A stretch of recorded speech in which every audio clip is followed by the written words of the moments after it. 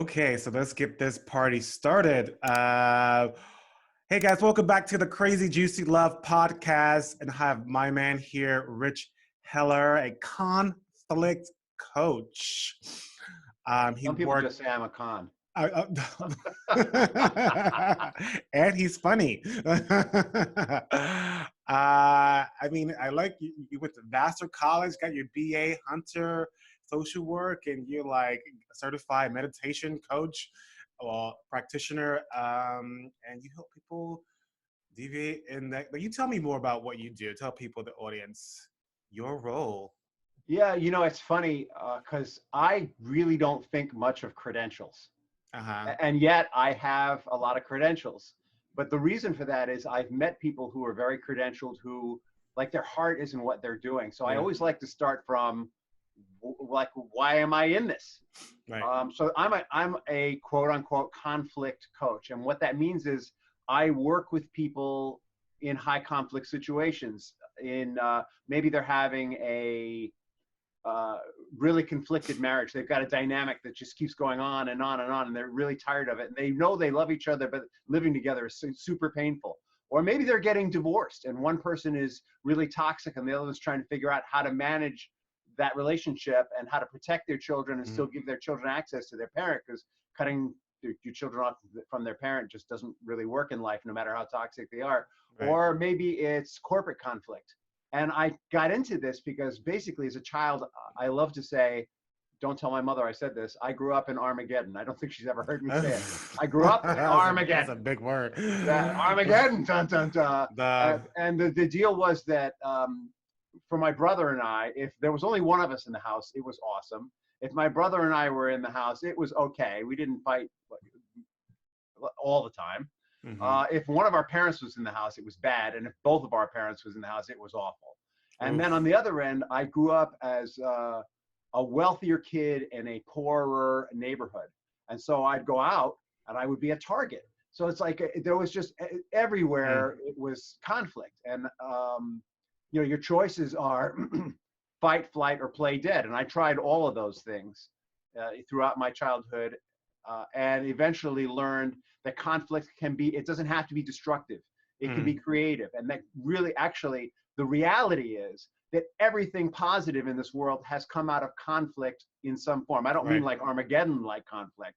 Like that's destructive conflict. That's just where people get hurt and nothing good is happening. You might learn some lessons and survive, limp away and survive it. But there is a level of conflict where understanding happens, where people feel each other and compassion and empathy show up. And that's what I work with. That's what I work for. Having existed in the other plane, having spent part of my life in high conflict, and also spent a period of my life completely avoiding conflict. What I found is you got to have some if you want to grow. I was just thinking about that, like just hearing you talk. I hear couples of friends talk about like, oh, like if we don't fight, that doesn't mean we're growing. And it's like, well, or people don't want to have conflict. They think if we fight, that means that we're not meant to be together. It's like, well, you need a little bit of like conflict to grow, because everybody comes in with their own stuff and then things happen. And really, I've learned that conflict in relationships are an opportunity to grow, to really look at ourselves like, okay, well, why am I triggered by this? What is this thing? And most couples avoid dealing with their conflicts, and like, especially the men that I coach try to sweep it under the rug. And it's like, no, like this is an opportunity for us to grow and learn from this situation. So, I'm really curious of how did you even get into coaching and like really define this niche in coaching? How did you even get into coaching? I was being coached.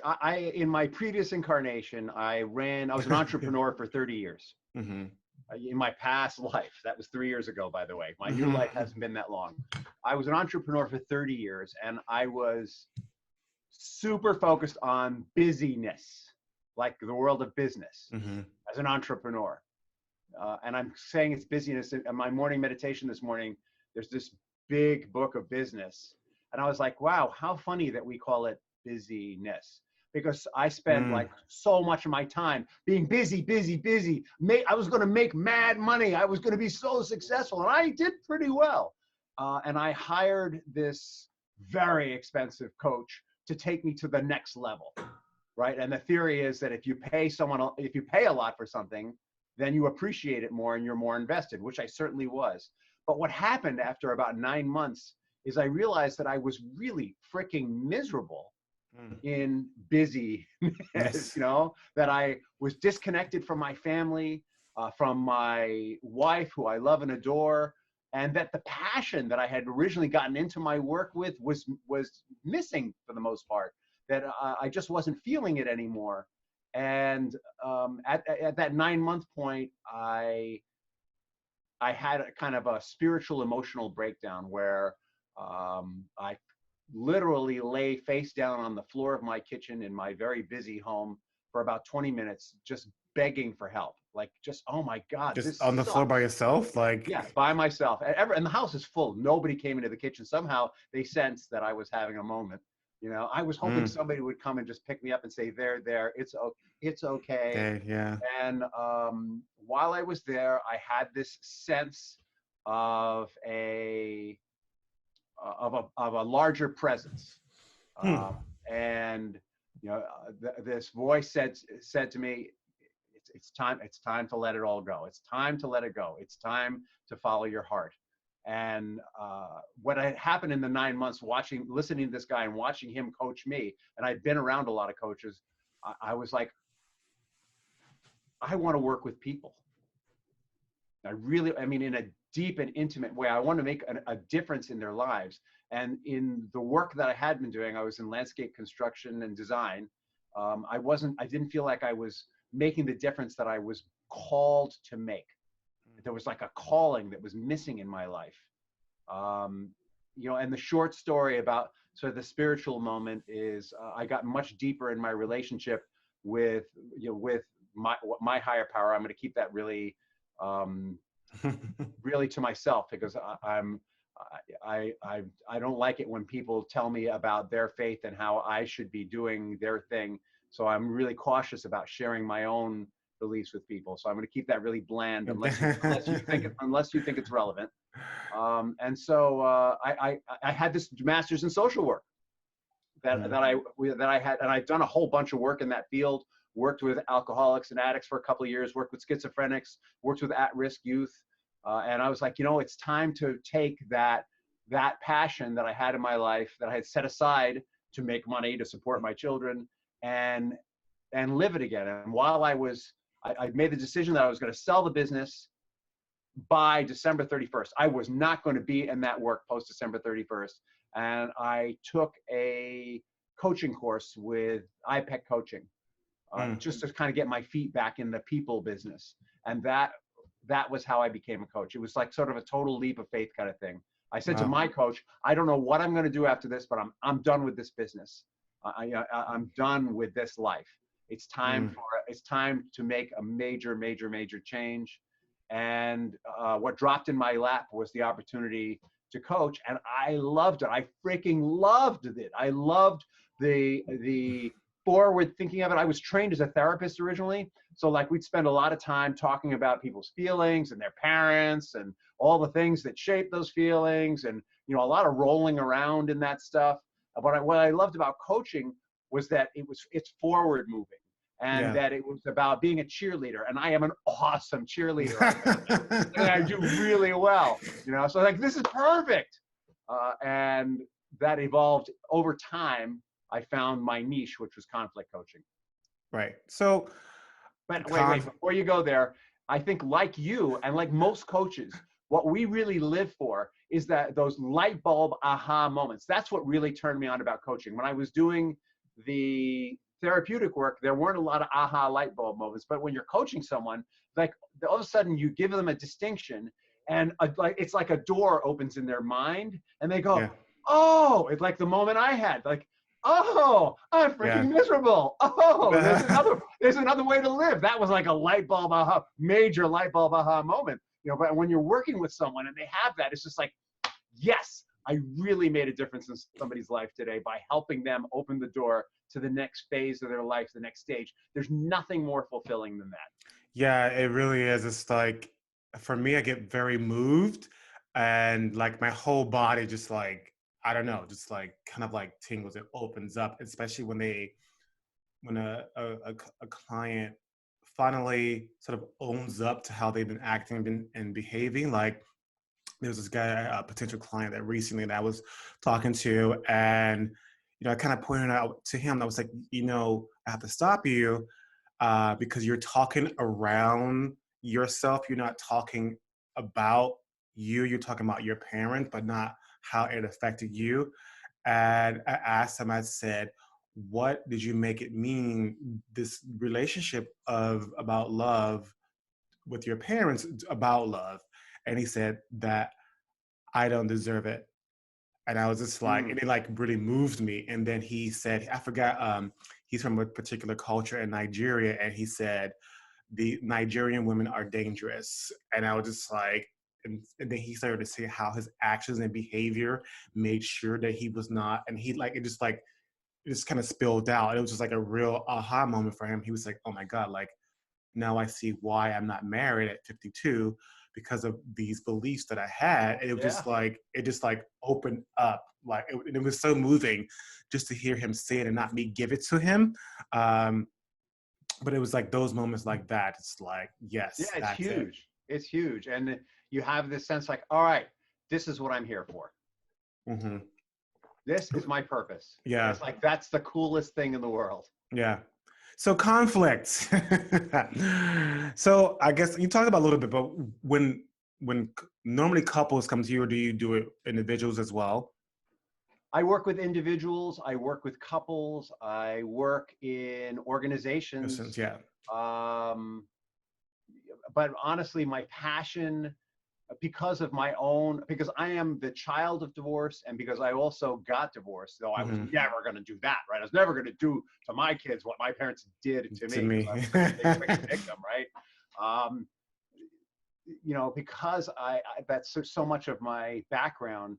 My real passion is for helping people who are divorcing to minimize or even uplift their children in the divorce process, so that their children can make their divorce an asset, not a liability. That's kind of my experience, right? Yeah. I came out of all this conflict and this really ugly divorce my parents had, and much cleaner divorce that I had. And it's always about, how do we make this process, it's a transformation, right? Yeah. Life is about transformation. Relationships transform no matter what. So what is it about this process that it has to be so damaging and so full of negative conflict? Yeah. And my primary focus right now is a series of virtual workshops on child resilience. And resilience is the quality that the connections in life, the beliefs that we have, the self-awareness, our sense of purpose, which I was just talking about, practices, all those things rolled together make us bounce back, make us stronger, and they give us the ability to take what looks like a liability and turn it into an asset. Right. So right now, that's like kind of, even though I've got 30 years of entrepreneurial experience, and I totally get business conflict because I played every angle on that. And even though I completely get conflicted marriages because I've done that dance also, and I'm super trained in it, right now I'm all about this child resilience package. It's because if I look at myself and my brother is kind of super smart guy who just kind of got stopped in life. Because he didn't have the same tools that I had. And I never really understood the difference until I started to do this research into resilience. So what are some of the common mistakes you see couples come in with that you like, now that you're this coach, like what are some of the common mistakes that couples come in with? So on the marital, actually it's all the same thread. So what got me into the marital work, I was working with people in divorce, and I realized that the tools that people need to have a co-parenting relationship, to transform their relationship from conflict to one that works, are the same tools that a couple needs to stay together and transform their relationship. Like the tools are all the same. And what they all walk into it with is they've fallen into, whether it's in the workplace, whether it's in their marriage, or whether it's in a divorce, people fall into what we call in the trade a dynamic. Right? A dynamic is a neutral word for they fight like frickin' cats and dogs. And the reason why they do that is something you mentioned earlier. Everyone has their triggers, and two people get together and they just get into this trigger dance. No, I'm going to push your button, and now you're going to push mine, and I'm going to push yours, and you're going to push mine. And they know they're being triggered, right? Usually they've been doing this dance for a year, 5 years, sometimes 20 years. They know it. It's familiar. It's even comfortable. And at the same time, they hate it because it's painful, and they want intimacy again, and they want what that relationship started with, but they don't know how to disengage. They don't know how to pull the wires on those triggers. They don't know what to say to the other person to stop that negative conflict. So this is sort of the common thread, whether it's in a work environment, whether it's in a marriage or in a divorce. It's about triggers, and it's about beliefs and perspectives that they learned from their parents or in school or in their culture that cause them to see things a certain way. And the way to work through that is to start to remove, like what you talked about, start to identify those beliefs, the limiting beliefs. And also, though, a huge part of conflict management is trigger identification and diminishing your reaction to the trigger. Like, what are some of the triggers? Because I know for like working with some people, like common things, like especially I had a friend of mine who's in their relationship. I can definitely see their triggers. How people say, well, you need to, like the language that comes behind the triggers, like you need saying things like you need to, you should do this, you should do this instead. Like, how do you start to work with a couple to like identify the triggers and then and start changing the language, because most of it is really the language that they use to hurt each other. So like, how do you start to shift that with the couple? They've got to recognize the dynamic themselves. So a frame that I use working with couples frequently is a mediation frame. So mediation is actually a way of managing communication. Is probably the best way to put it, that helps couples to see what their dynamic is and make a decision. Once they recognize what the dynamic is, make a decision about whether they want to continue it. So really, until the couple recognizes the dynamic, until they see it, oh, this is the dynamic, and then they make a decision. It's not working for me. Nothing can happen. So the first part is that in the mediation process, we'll have really mundane stuff like, first, we're going to create some ground rules. Tom and Janet, Tom, what's a ground rule you'd like to have? Janet, what's your ground rule you'd like to have? All right, okay, it's going to be confidential. Great. Okay, we're not going to interrupt each other, or maybe they don't. Like, maybe interrupting each other is okay. Totally depends on where they come from. They make the ground rules. And part of that is deciding who's going to speak first. Sometimes we'll spend 45 minutes just talking about who's going to speak first, because the dynamic comes right to the top right there. And at some point I will say to them, is there something familiar about this? And they go, yeah, we do this all the time. And I'll say, all right, so how's this working for you? And they'll go, it sucks. Right. And then at that point, there's an opening. I say, all right, so you recognize that dynamic, it isn't working. Would it be okay? I always asking permission. Would it be okay if, when this comes up, I help you notice it so you can decide whether you want to continue it, so you can decide whether you want to continue it or not. Like, that is the bedrock of the process. And after that, then there's communication tools. Can you give an example of like a couple you work with? And like, for me, I want to just like hear like, what is a dynamic between a specific couple? Like, how do you get to that point? Like, for me, like, what is that dynamic? Like, well, sort of a typical dynamic is one person will be very aggressive and the other one will be more passive. And so one member of the couple will be saying, you're always dropping food on the floor. You get up at 2 in the morning. I work so hard to make this house clean and orderly. By the way, it doesn't matter. It could be a man or a woman saying this. Right. It's something like that. And the other person is like, yeah. Well, listen, I need to eat. And it's just the way I am. And you know what? If you could learn how to talk to me, I might be able to hear you. But you're always pecking at me.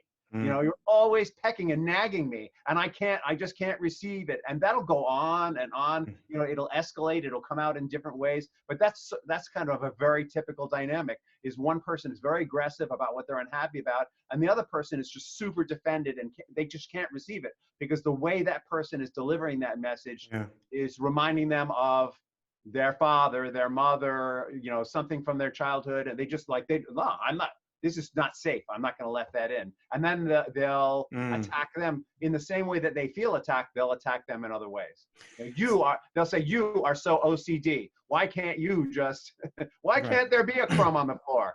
And it just builds and builds and builds. But that can go on about anything. It doesn't have to be, I'm picking something super mundane, but it could be about, an interaction in a restaurant. It could be about an argument about the children. What, how do you, that's really good. You mentioned it, how do you deal with a couple, like what you just mentioned, that's one's aggressive and one's passive, and how, to get them to shift their way of interaction with each other so one can feel like they've been heard. How do you start to pinpoint that out to each other? It's a great question. It's just super, super question. So once they recognize that they have this dynamic in place, the next step is to teach them ways that they can communicate that feel safer.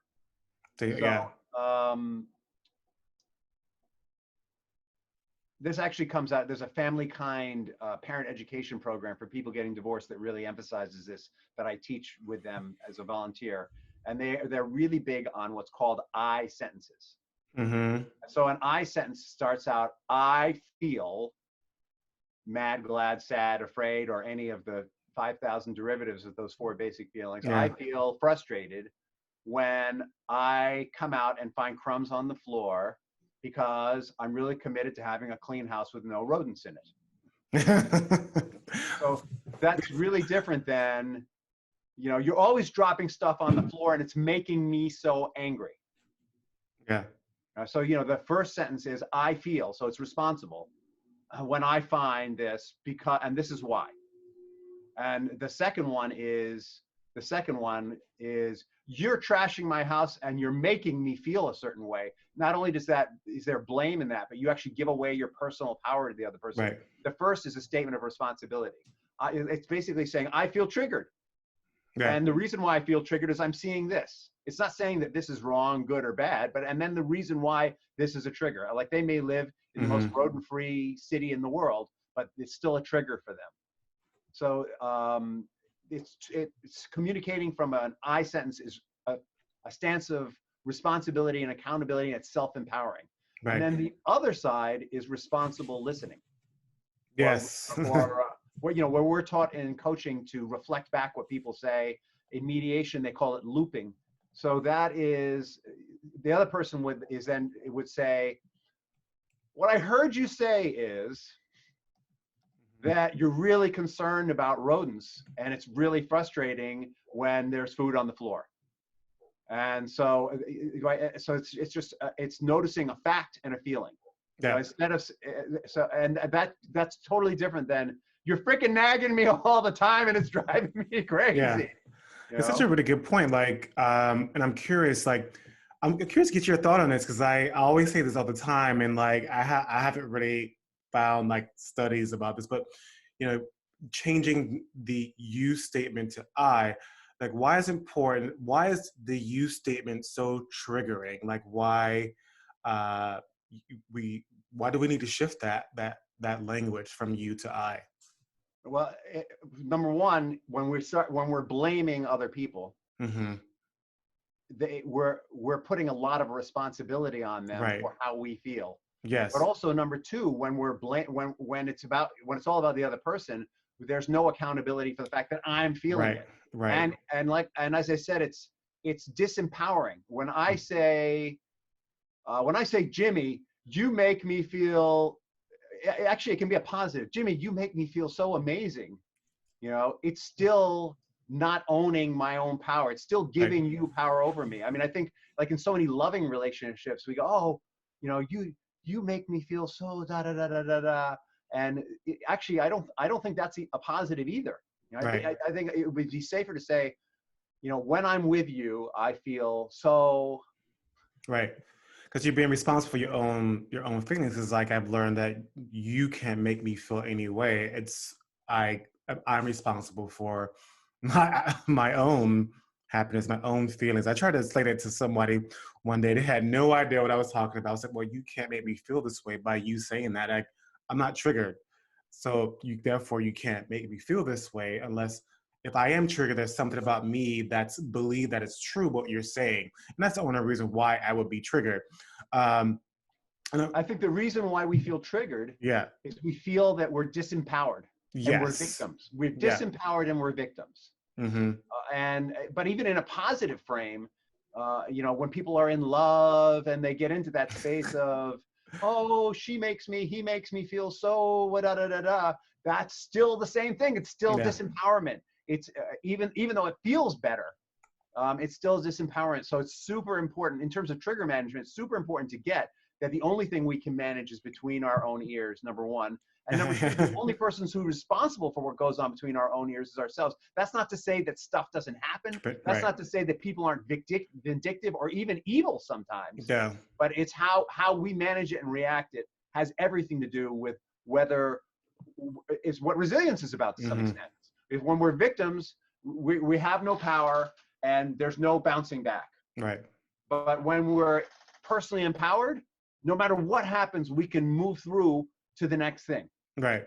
And you mentioned looping, which I love, and I call it recreation, but both are the same things. How do you even explain that to couples about looping, like listening to what they actually said without adding or taking away from the conversation or what's happening, and then like getting the emotion or commitment behind what they're saying? Like, is that tricky when you start to like explain that to couples to like really listen to what they're saying? Because I agree with you, like listening is so key to like really resolving conflict and really getting the commitment, like, oh, I can see like by me doing this is upsetting you, this is like not healthy for the environment, like the whole crumbs on the on the floor thing.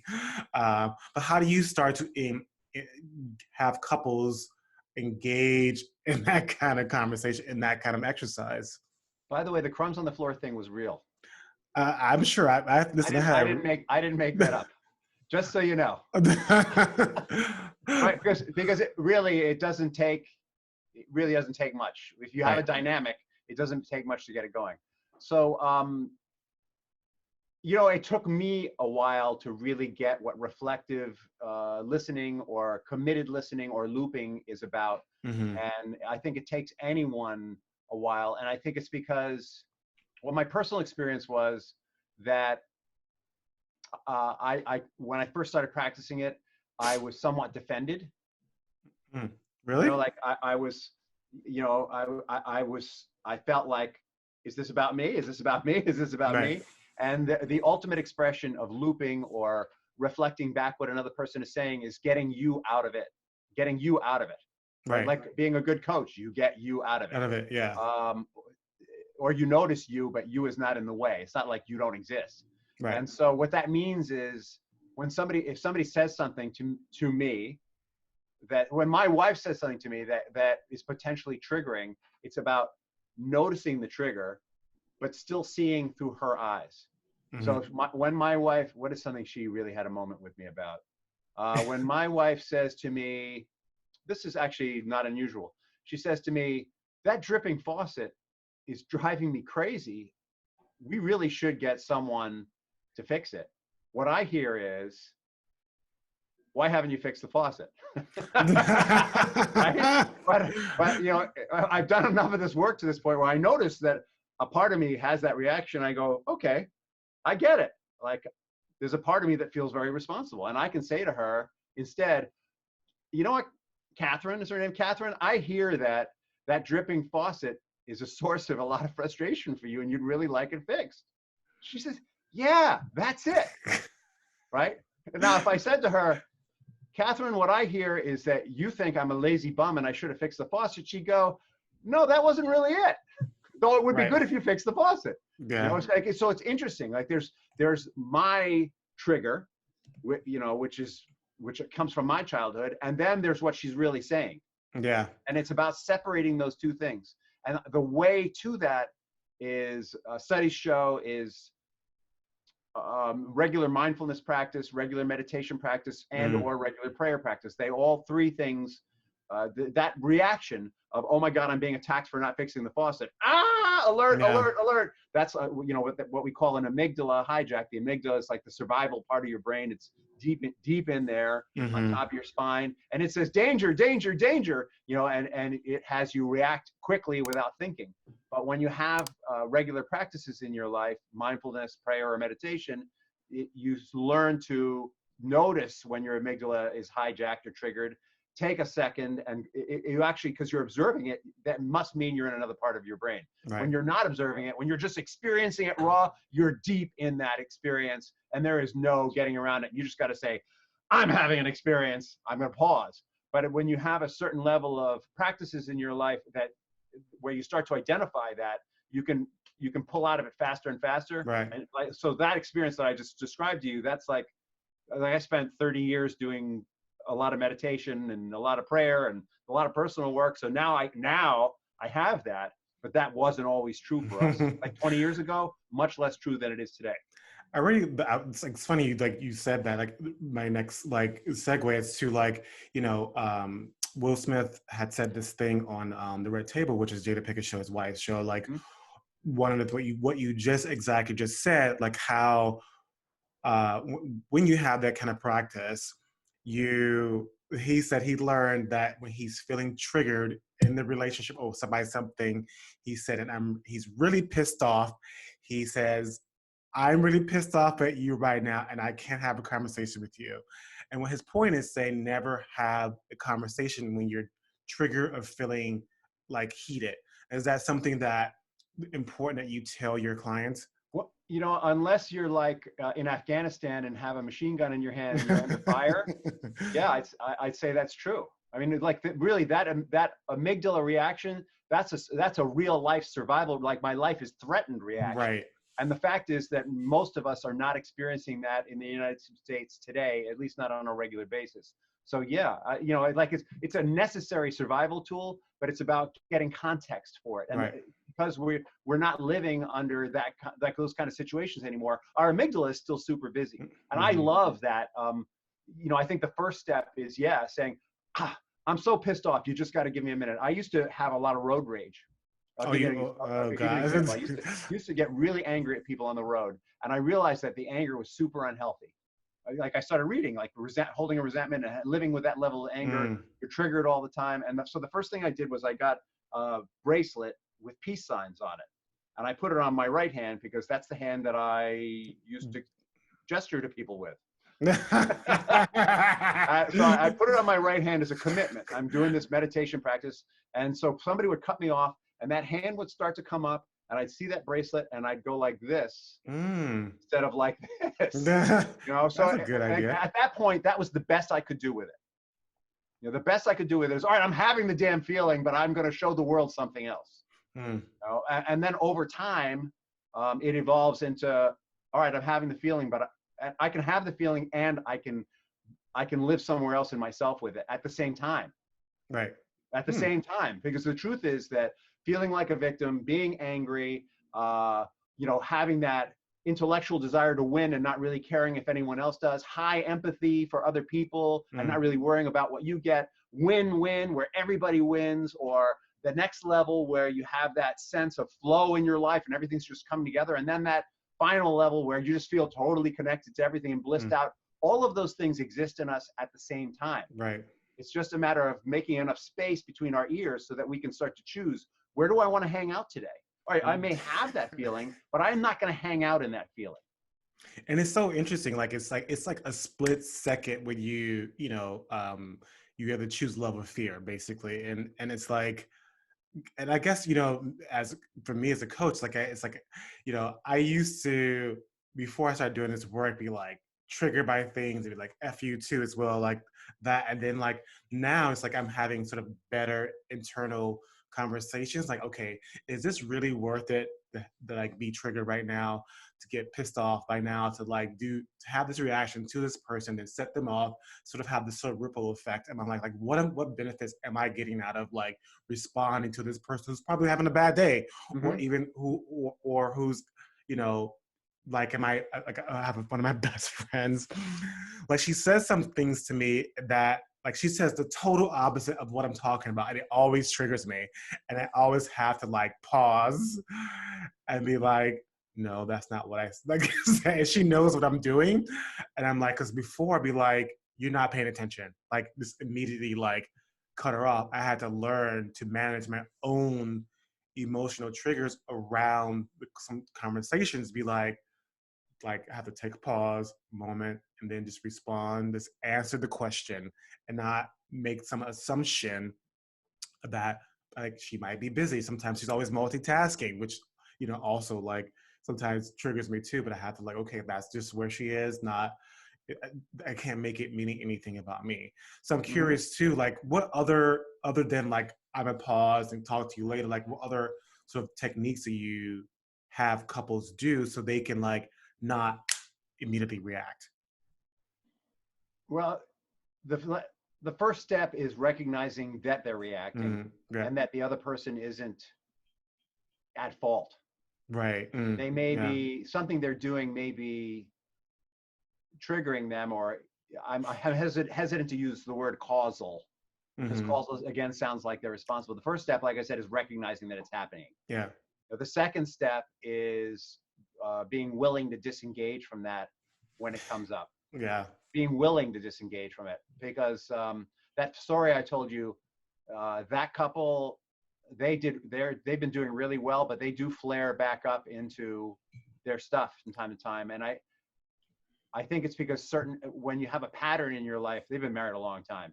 When you have a pattern in your life for a long time, it's really easy to slip back into it. Yeah. It isn't just a pattern in your life. I think like what none of us get is that it isn't just emotional. Yeah. It's part of our neural system. Our behaviors and our habits are part of our brain. And so what happens is when we get triggered, we have this moment of, all right, am I going to dive down this neural pathway in my brain, or am I going to forge a new one? And so that's what makes it so freaking hard, is when we've been diving down a neural pathway for 30 years, 50 years, 60 years, it's super familiar. Yeah. It's fast. We know it well. It's like a toboggan ride, with walls, and we know how it's going to end.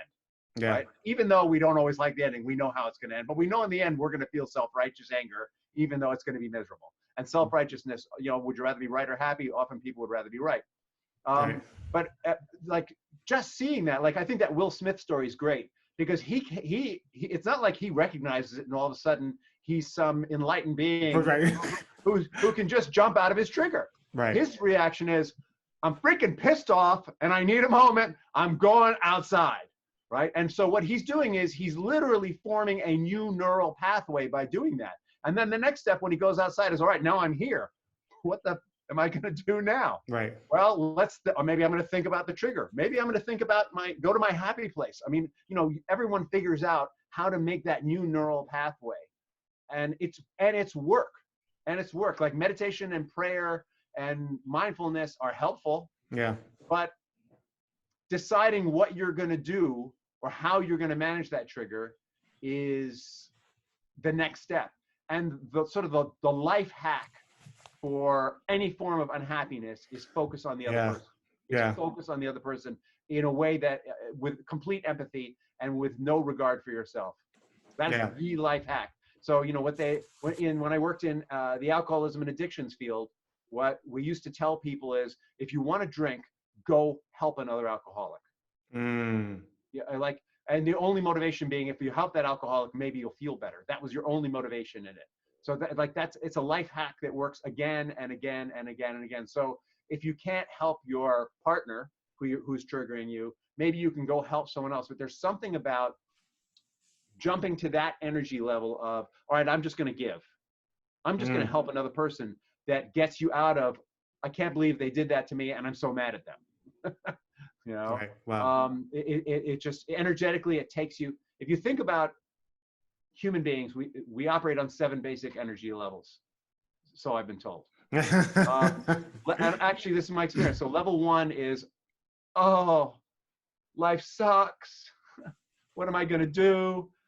I'm such a victim. And in some ways, it's a very safe place. It's someplace when someone dies who's important to us, hanging out in level 1 is important. It's called grieving. Super important. You know, having that feeling, we actually do healing there. But if we live there, it's not a good thing. Like, that's Right. depression. Level 2 is anger. And if it's 1 and 2 together, it might be blame. Like, oh, you did this to me, so I'm going to get you. But now the good news about anger is we can get stuff done in the world with anger. The bad news is everybody feels like we're pissing on them and they don't want to hang out with us. Right. Like angry bosses. Angry bosses, they keep their business going, they make money, but they're turning over employees all the time. Level 3 is, all right, level 1 and level 2 aren't work for me. I want to win. If Jimmy wins, that's okay, but I need to win whether Jimmy wins or not. So I'm going to win. It's super intellectual. It's planning. It's justification. Level 4 is what we were just talking about, is where I'm high empathy for others. I'm going to help other people. I don't have to receive anything in return, but the experience of that aha moment that my client has. Yeah. And then there's 5, 6, and 7. 5 is win-win. 6 is that sense of flow, everything's working together, and 7 is sort of like that Jesus, Buddha, Muhammad, whatever you want, whoever your man is or woman, you know, it's that sense of connection to the universe, you know, to a higher power or whatever you want to call the force, but that sense that everything is connected and interdependent. At the most basic level, everything is connected and interdependent, and whatever else you want to interpret that as is up to you. Yeah. So, you know, we can choose to be anywhere on that scale, but it's work. It's work. You know, it's work unhooking ourselves from being victim. It's work from unhooking ourselves from being angry, which is highly toxic. Like the studies show that if we hang out in resentment and anger, you're much more prone to get cancer and physical illness. I mean, it's bad. It's a, you know, forgiveness is about you got to forgive. You got to go up to level 4. You have to start seeing through other people's eyes. Yeah. I mean, that's really powerful and really beautiful and really well, you know, I wish I could say I made it up, but it comes out of this book by a guy named Bruce D. Schneider, who founded my coaching training. And I read the book and I was just like, oh, I get this. And what I liked about it is it sort of corresponds to the 7 chakras in our body. Yeah. You know, so I was thinking about that. It ties together with other practices and beliefs. Anything that's integrative is kind of cool to me.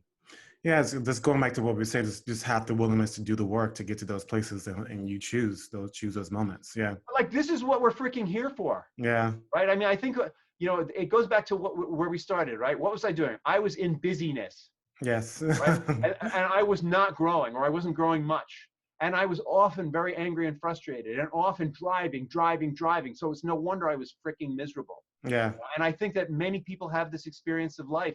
You know, we think that the things of the world, and by the world, I mean our media and our culture, are what's important. And that's not really what's important. That's just a freaking game we made up so that we would all eat, right? We made up this game called the economy and business and rules so that we would all have a way that we could all eat and cooperate together. The real work is, how do I learn to live in a way that taps all my energy levels? Because being a victim of being angry are not bad. You just don't want to hang out there much. How do I tap all of my energy levels? How do I share all of who I am? How do I get in touch with my uniqueness and get that who I am is completely unique, and I have therefore a complete unique purpose in the world that nobody else has. Yes, I make a difference that nobody else can make, because I am, and appreciate and get what amazing creations we are,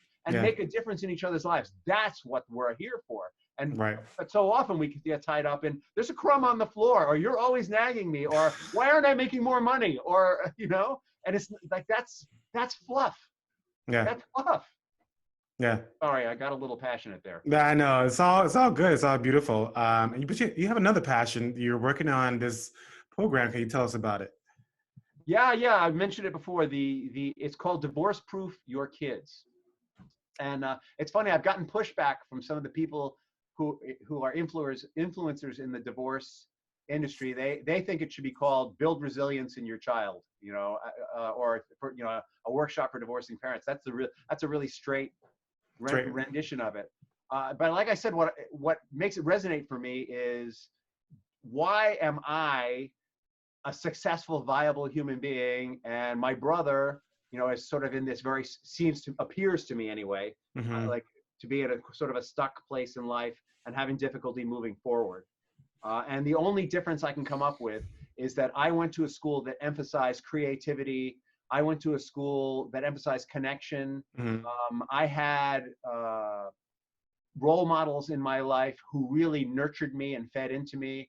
I was exposed to a wide variety of spiritual influences from which I mean beliefs. I don't mean influences. Beliefs from which I could choose from and which resonated with me. I was introduced to physical practices, self practices, care practices, many things which he either didn't have the opportunity to have or discarded. Mm-hmm.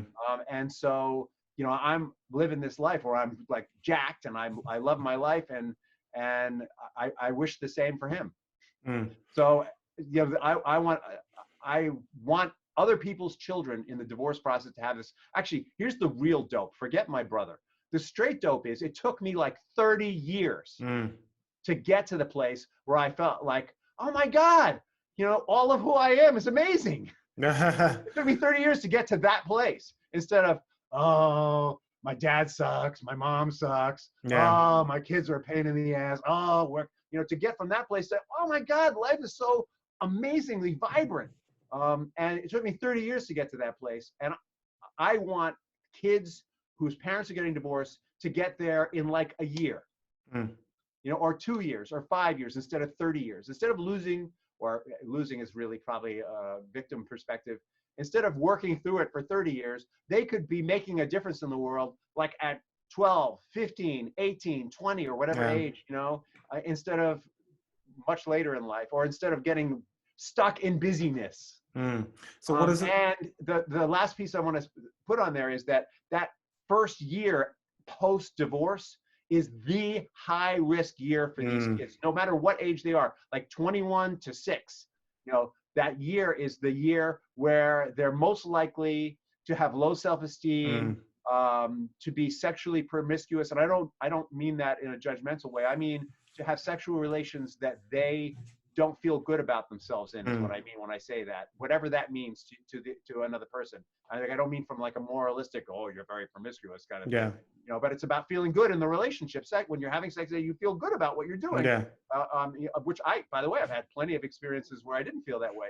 Or to be sexually abused, or to have drug addiction or suicidal ideation, to be even physically ill or have some form of mental illness. That first year is where that stuff can show up. And I went through literally every one of those things I just mentioned. I went through every one of them in my life. And I don't why, I don't see any reason for that. Why should a kid have to go through that? Yeah. So, I had no idea that even was the sort of statistics around divorce. So, what are some of the things that somebody should be expecting to or it's like both kids and parents are within the program, correct? No, actually, great question. The program is for the parents, and the first half of the program is to help the parents understand. Well, the first part is to help them unhook.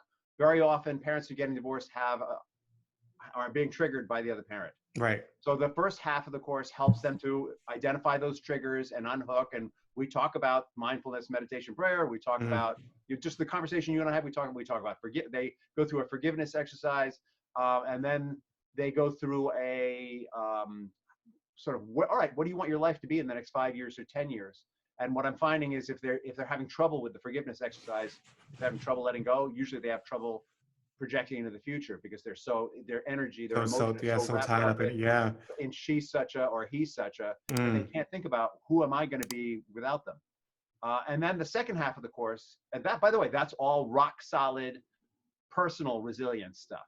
mm, I mean, and then the second half of the course is, all right, how can you take what you learned in the first half of the course and start to teach your children this? How do you teach, what are ways that you can make your children aware of their uniqueness, of their strengths, of who they might become? What are ways that you can make your children aware of their family connections, their connections to other people in their family who have been successful, other people who have been through really trying times and come out ahead? What yeah. are what are traditions you can build in your family that emphasize the strengths of the family? What are connections you can help your children make to peers, to role models that help them to move forward in their life? What are you teaching your children about goal setting? What are you teaching your children about gratitude?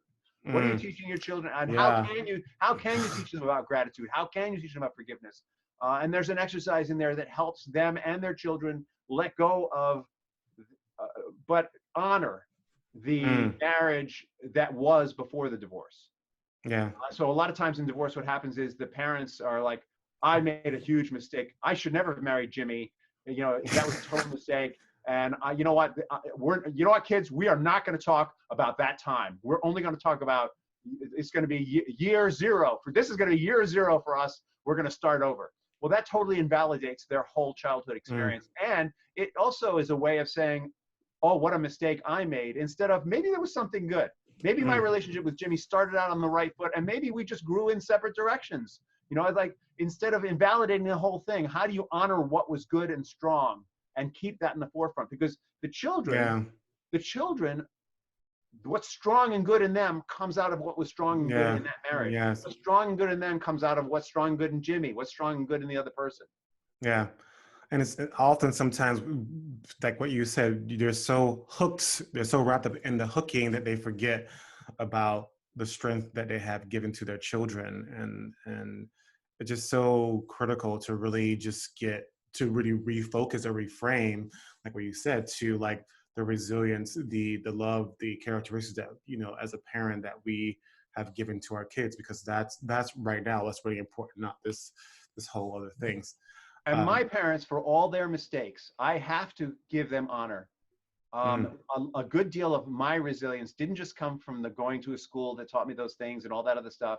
My mother has some amazing, amazing qualities mm, that are part of who I am. And my father has some incredible characteristics that are part of who I am. And each one of them, after the divorce, took time and sowed seeds of strength into me, even with mm, all the other stuff they had going on, even with them being angry with each other for 20 years after they got divorced. They still managed to sow seeds of strength into me. wow, And wow, so, so that's why it's focused on the parents, by the way. wow. That's so. I think the mistake we make is, well, we're going to outsource our parenting. Let's send my kids to Rich Heller and he will teach them how to be resilient. That's not No, what resilience is about. Rich Heller might be able to teach them something about resilience, but real resilience comes from that relationship with your parents parents. and from the Mm. seeds they sow into us. And so, right, when is your program expected to hit the stores or hit the lot? Hit the Yeah, lot. so I'm literally finishing the trial group or the beta group or whatever you want to Mm-hmm. call it. This was the kind of like the how do we do this group? Mm-hmm. They came in at a really low price, understanding that they were actually helping me to evolve the course. And so I had two groups, and it's like making pancakes. The first group, the pancake isn't as good as the second group. The second Mm. group is getting much better Yeah. content. So, but now having run these two groups, one week ahead of the other, I have a much tighter program. And so I'm launching Divorce Proof 2.0 in the first week of March. Okay. Awesome. And then when does it come up again? Divorce Point 3.0 is going to be, I'm looking at my calendar here, is mid-May. And Divorce Proof 4.0 will maybe in July, but that's a big holiday month. A lot of people go on vacation. I'm not sure July and August are for families is a great time to do virtual workshops because they're vacating with their kids. And how long is the workshop or the program? It's a 7-week virtual workshop. Really Okay. important to say that because Divorcing parents have like zero time. Yeah. I mean, it's like they're working, they're raising their kids, and they're getting divorced, and they're like, pulling their head out of wherever it is. So it's a virtual workshop that spans 7 weeks, and it starts out with a one-to-one coaching session. Then there are 2 group workshops, virtual group workshops, where we're doing exactly what you and I are doing right now, only there's a structure that each workshop follows. Then there's another one-to-one. Then there's 2 more group workshops and a final one-to-one. And there's tons of video content and educational pieces that they get in between. So those workshops are really where we digest the video content. And where, I didn't really get that. Explain this better, or whatever happens. And it's a huge value, because what the 2.0 course value is, I think I'm charging people what I would charge for the 3 coaching sessions. They're getting the 3 coaching sessions plus all the educational content, plus the 4 group workshops, plus the, having the parents support each other through this. It's a support group. They'll be on a Facebook page, or they'll do it through WhatsApp. It's their choice how they want to do it. It's huge value. Okay. Plus, the first group, I made all the mistakes on already. So now I know how to make divorce-proof pancakes. Well, I really appreciate you being here. I mean, wow, I couldn't believe how fast the time went just having conversations with you. It's been really great. Yeah, well, when people like each other, that happens. And I love talking to you, Jimmy. I love hanging out with you. Me too. I feel like we're kindred spirits. I know. We work in these different areas, but we totally vibe on each other. It's so cool. Right. And it's like, I'm like, whoa, it's been almost an hour, but it's so great. Like, so much value. Thank you for bringing so much value. And before we go, I just want to, always ask, these specific questions before we exit. So you ready for the speed questions? I'm ready. Okay. What does a life of love mean to you? What does a life of love mean to me? I believe that love is the ultimate power in the universe. I mean, love is the ultimate power in the universe. The greatest shifts and changes happen through the power of love. And I believe that love, there's a saying that God is love. That is true in my heart today, and so when we are loving ourselves, or we are loving one another, it is a divine, love is an expression of divinity, and we are acknowledging the divinity in one another when we love. Wow. And I know I had another specific, so when you were a child, what did you wish that your parents would have taught you during their divorce that you've learned now?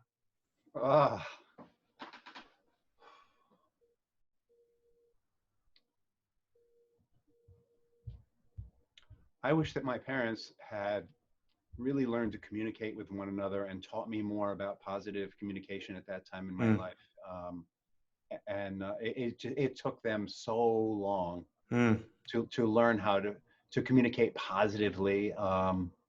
And one of the things I'm wrestling with in my life today, and it comes up in my personal meditation and prayer time, is how do I stay focused on the positive about people and not slip into gossip and it's sort of that cheap, I'm going to make myself feel better by looking at somebody else's defects. And the joke is that we can't recognize something in someone else unless it's inside of ourselves. So what am I doing really? When I do that, it's like I'm turning away from my own love, my own divinity when I do that. So I wish that they had more of that and taught me more of that. Wow, that's huge. Wow. Yeah, brought up a lot of feelings. Thanks a lot, pal. I mean, actually, seriously, thank you. You're welcome. And what does a juicy love life looks like to you? I love that word, juicy love life. I do. I love that so much more than rich in relationship. I wish.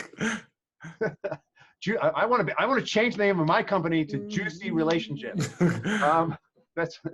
What does it look like?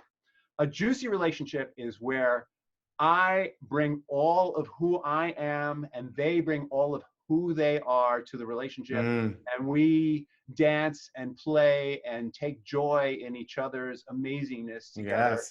And though that's so super positive, let's be real also. A juicy relationship also is when we get into the weeds together, that there's even joy in that, knowing that we have a shared purpose. I'm avoiding or agreement or contract, or some people would call it a covenant, that there's something higher that we have committed to as individuals. And so even when we're in the weeds, we know that's part of getting to this shared vision for our lives, whatever you want to call it. And so that's juicy. Even conflict is juicy. When it's at the right level, and when there's recognition that, all right, we're having a conflict, and out of it is going to emerge something even better and more beautiful. That's so beautiful. That is juicy. Yes. I mean, good food and sex and all that isn't that either. That is. I don't want to discount that. Right. That's but I'm supposed to be the spiritual dude, so. No. But really, that stuff is supposed to be expressions of spirituality also. Right, exactly. I think actually that let's just hit that. That's also, in a really juicy relationship, intimacy, whether it's emotional or physical, is an expression of love and reverence for one another, and excitement, and there's a youthfulness that comes, no matter what age you are. There's sort of a youthfulness that comes out of it that discounts what your body thinks. And it's amazing. Yeah. But when it's just busyness, all right, we're just going to do this. No. It's not juicy. No, it's not. And last question: where can people find you online? Richinrelationship.com, and I would even say, if they want to text me or call me, my number is 917-309-9045. And I was hesitant for a second there, and then I remembered that Google's got all kinds of tools for filtering the crazies out. So, but the crazies for me are like, we're calling you about your college loan, which I haven't had in 40 years. It's like, those are the crazies now. So I figure if people want to reach out to me directly, either through my website or through the telephone, that's fine. Okay. And also, rich@richinrelationship.com is my email. Okay. Awesome. Well, thank you so much, Rich. I learned so much from you, and I just got a great sense of like what you do, and just, like the value that you bring. And I mean, just there needs to be more of you in the world to help couples. More of everybody in the world. More, yeah. And thank you. And the more expressive we are, as individuals, the juicier it's going to be. Right. Thank you again for being here. Thank you. Have a great day. All right.